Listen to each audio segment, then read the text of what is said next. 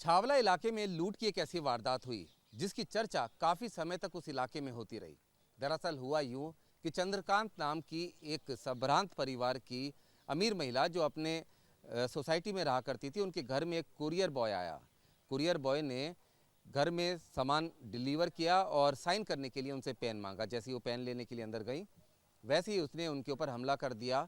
लेकिन राहत की बात यह रही कि जैसे ही उन्होंने शोर मचाया, पड़ोसी आए और वो कुरियर बॉय मौके से किसी तरह फरार हो गया।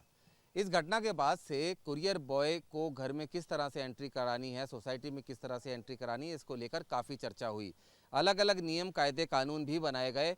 हालांकि जो कुरियर बॉयज़ हैं वो काफ़ी मेहनत से काम करते हैं। सर्दी, गर्मी या बरसात, हर मौसम में समय पर सामान की डिलीवरी करने की जिम्मेदारी उनकी होती है। ऐसे में अगर कोई कुरियर बॉय ही अपराध की वारदात में या लूट की वारदात में शामिल हो तो सभी कुरियर बॉय को बहुत ज़्यादा गंभीरता से देखा जाता है और शक की नज़र से भी देखा जाता है। लेकिन इस घटना के बाद जो खुलासा हुआ उसने काफ़ी कुछ सोचने पर मजबूर कर दिया और वो बेहद ज़्यादा चौंकाने वाला भी था। दरअसल रोज़ का ही दिन था। चंद्रकांत नाम की महिला अपने घर में मौजूद थी। उन्होंने कोई सामान ऑर्डर किया था या उनके परिवार ने कोई सामान ऑर्डर किया था, ऐसा समझकर जब उनके डोरबेल बजी और कुरियर बॉय उनको नज़र आया, तब उन्होंने दरवाज़ा खोला। दरवाज़ा खोलने के बाद कुरियर बॉय ने सामान उनको दिया और उसके बाद उनसे कहा कि साइन करने के लिए पेन चाहिए। वो थोड़े समय के लिए अंदर की तरफ गई। पीछे पीछे कुरियर बॉय भी अंदर आ गया।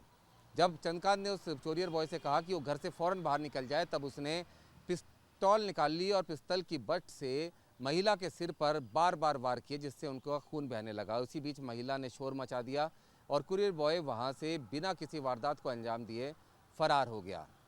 इस मामले की शिकायत पुलिस में की गई। जो अड़ोसी पड़ोसी थे वो सब मौके पर पहुंचे और यहां पर आने के बाद उन्होंने तमाम घटना की जानकारी हासिल की और साथ ही साथ चंद्रकांत ने भी पुलिस को पूरी जो वारदात थी उसके बारे में बताया।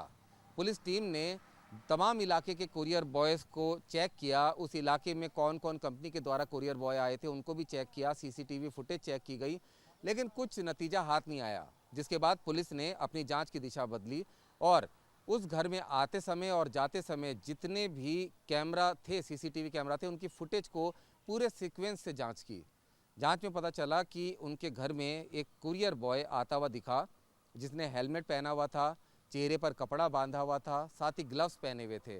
वो उस घर में जाता हुआ दिखा और बदहवास हालत में उस घर से भागता हुआ दिखा, जिसका पीछा करते करते उस पूरे जो सीसीटीवी फुटेज थी उसकी एक चेन बनाते हुए पुलिस एक खाली पड़े हुए घर तक पहुंची, जहां पर पुलिस को उस कुरियर बॉय के द्वारा पहने गए कपड़े बरामद हुए। लेकिन उसके आगे की फुटेज देखकर पुलिस भी चौंक गई, क्योंकि उस खाली पड़े हुए घर के अंदर घुसा तो कुरियर बॉय था, लेकिन निकली एक महिला थी। वो महिला फिर वापस उसी इलाके में पहुंची थी। पूरी जांच के बाद आखिरकार पुलिस ने इस हमले के आरोप में रेखा नाम की एक महिला को गिरफ्तार कर लिया।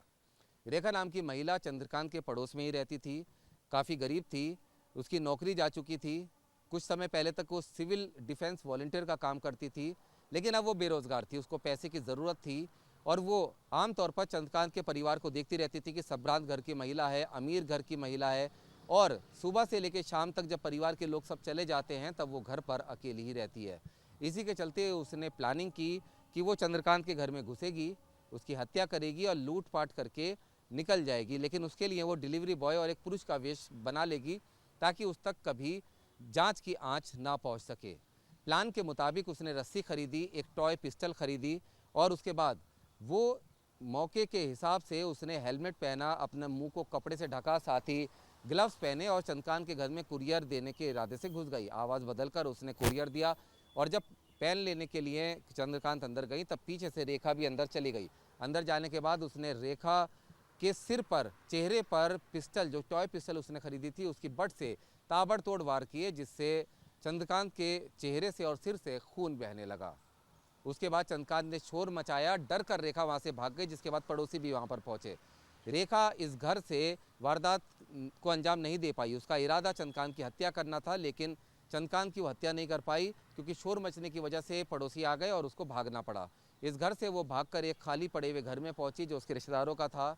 वहाँ पर उसने अपने कपड़े बदले और वापस फिर से चंद्रकांत के घर के पास ही पहुँच गई और वहाँ पर सांत्वना देने लगी और तमाम चीज़ों पर नज़र रखने लगी ताकि अगर कोई इन्वेस्टिगेशन में उसका नाम आए या कोई चीज़ आए तो उसको पता चल जाए। लेकिन पुलिस की जांच के आगे चंद्रकांत की माफ़ कीजिएगा, रेखा की तमाम जो प्लानिंग थी वो फेल हो और रेखा पुलिस की गिरफ्त में आ गई। लेकिन इस घटना के बाद से ये सवाल एक बार फिर से खड़े हुए हैं कि आखिर किस तरीके से लोग किसी का भी नाम का, चेहरे का या उसके प्रोफेशन का इस्तेमाल करके वारदात को अंजाम दे रहे हैं। एक महिला ने इस लूट की वारदात को अंजाम देने की कोशिश की, लेकिन रूप धरा एक डिलीवरी बॉय का, जिसके बाद आखिरकार रेखा पकड़ी गई। अब पुलिस रेखा से इन्वेस्टिगेशन में जांच करने की कोशिश कर रही है कि आखिर क्या इस पूरी वारदात में उसके साथ कोई और भी मौजूद था या नहीं। रुमान उल्लाह खान, न्यूज़ नेशन, दिल्ली।